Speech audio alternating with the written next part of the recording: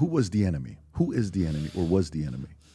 Well, there's a lot of enemies out there. I mean, I'm talking specific to a Teamster president or member. Who's the enemy? So when I was growing up, the enemy in 1980 was the legislatures who introduced and passed bipartisan deregulation of the trucking industry. That's the 400,000 jobs. 400,000 jobs, yeah. So that was the enemy back then. And it was funny. People weren't calling out politicians back then. You know, they weren't calling anybody out. It was like, these are the most powerful people. They get to do what they want. My thought process is, we're the most powerful people. We provide the goods and services. We keep America moving. And if I was able to roll this, I don't want to wish my life away, but had I been in a position I was now in 1980 when that happened, I would have been fighting and kicking and screaming in the streets about how bad this is for working people, how bad it was for the team. At who? At Congress, at the Senate. I mean, Got it. They introduced this legislation. I mean, the Kennedy is so prevalent in Massachusetts. Ted Kennedy introduced a bill, bipartisan bill. Joe Biden was the senator, signed off on it. You know, and so that was my opinion back then. That was the enemy. The enemy now is corporate America, and not all of them, but you know, the corporations like Amazon. Amazon, for instance, I mean, they are despicable on what they do to working people. They're despicable how they treat their people. And, you know, that's probably the biggest enemy we have right now. So today your number one enemy would be Amazon. 100%. And what would you like to see with Amazon? Because I know Amazon was trying to go to New York. They were going to bring 25,000 jobs at an average salary of $150. AOC wasn't for it. De Blasio wasn't for it. Andrew Cuomo was like, listen, guys, let them come here. Eventually, Bezos backed out and took those 25,000 jobs to a different place. So yeah, but those 25,000 jobs aren't real jobs. They're not careers. Like you look at a company like UPS, which we fight with constantly, but you know, we have a collective bargaining relationship. But there's 340,000 people that work at UPS that do the same job as all these people at Amazon. You start out part-time, then there's an opportunity to go to full-time. You're getting free health care because we negotiated, pensions. You're getting the opportunity to a career path. At Amazon, there's a 150% turnover ratio.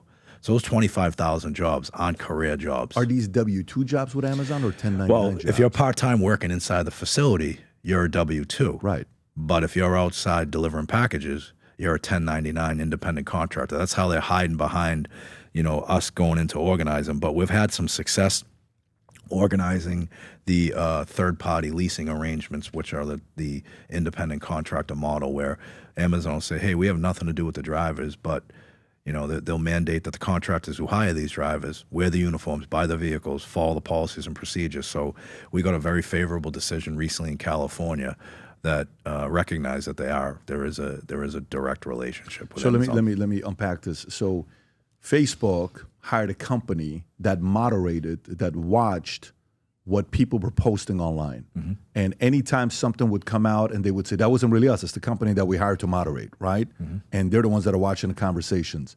You're saying Amazon hired another company that they gave them the drivers, almost like a Walmart hiring a transportation company that does the loads, so it's not their own. I'm just speculating if they did that. You're saying those guys should be treated on W-2 standards even though they're 1099. Yeah, absolutely. Why do you say that? That's a little crazy. No, it's not crazy. Tell me more. It's not crazy at all because, look, think about it. You know, you have these Amazon. They make you buy the vehicle from them. Yeah.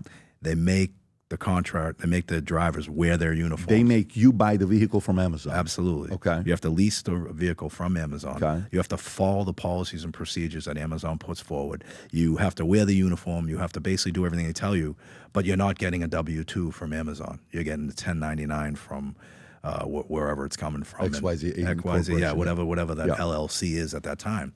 And it's just a scam to keep the union out. And protect against liability as well. Okay, so are you saying the 25,000 jobs in New York were those jobs, or you're not sure? No, what those we weren't jobs sure were? what they were. I mean, they probably could have been corporate jobs, right? Which doesn't help us at all. Why is that? Well, because I mean, you're going to put 25,000 management people there. They're not going to be unionized. I mean, I think what they were trying to do at that time to make Amazon a major hub. And that's where they would develop all their strategies and technologies and everything else. So, I think that's why there was a push by the AOCs of the world and saying we don't want them in here because they're really not real jobs for the constituents we represent.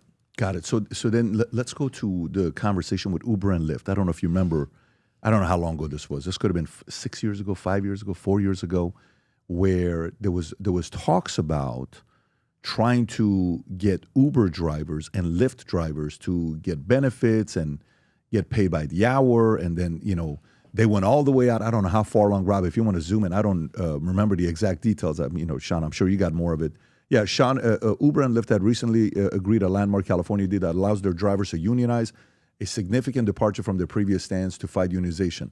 So in this part, what did you guys want to see happen with Uber and Lyft? Because I know you had an opinion about this as well. Yeah, we weren't in favor of this because it's a masquerade. I mean, it's really not a union. They don't have a collective bargaining agreement, and these people are independent contractors. Now, Uber and Lyft, when they came into the world, they eliminated basically cab drivers, right?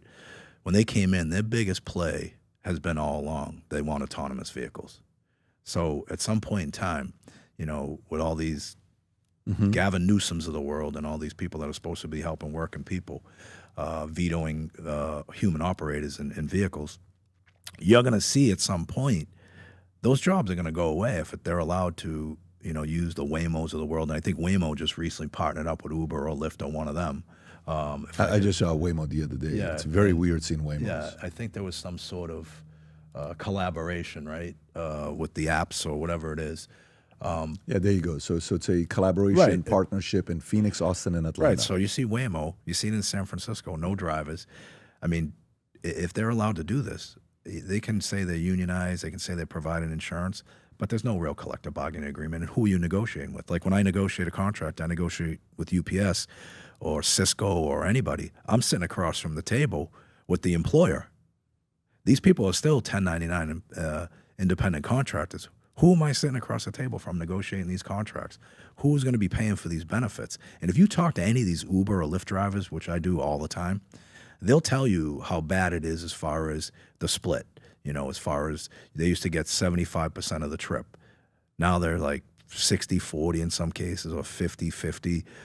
So each year they just keep chipping away at the profits that these independent contractors are making. And, it's a race to the bottom. And I don't see how we negotiate or who we negotiate with. Got it. So your what do you think should happen to a 1099 Uber or Lyft driver? Well, I think Uber and Lyft should make them direct employees, right? That would be tough. No, they got plenty of money. I mean, Kamala Harris's brother-in-law, what's he, like the general counsel there? Yeah, Tony West? Yeah. I mean, he's a big union guy, supposedly. He's a big for workers. Mandate that these people are direct employees. And then, you look at it, you're going to have a continuity of the workforce if you make them direct employees. How do you do that, though? Walk me through how you do that. All they do is have to purchase the vehicles off the people that are on the Uber app right now, make them direct employees, sit down and bargain. Right, but let's just say if I'm somebody that wants to Uber for 1 hour a month. Well, you can always negotiate the terms and conditions and the schedules and everything else. You're talking about the flexibility?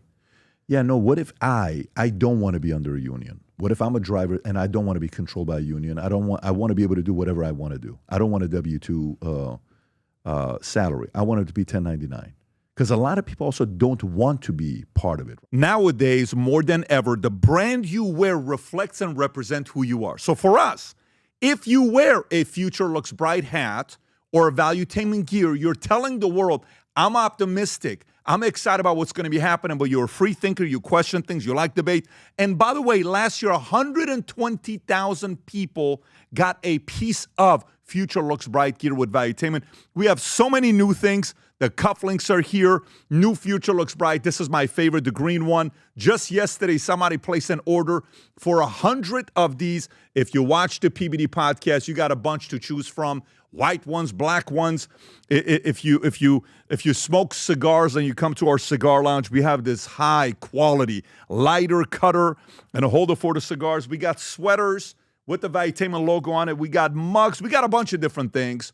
But if you believe the future looks bright, if you follow our content and what we represent with Valuetainment, with PBD Podcast, Go to VTmerch.com. And by the way, if you order right now, there's going to be a special VT gift inside just for you. So again, go to VTmerch.com, place your order, tell the world that you believe the future looks bright. If you enjoyed this video, you want to watch more videos like this, click here. And if you want to watch the entire podcast, click here.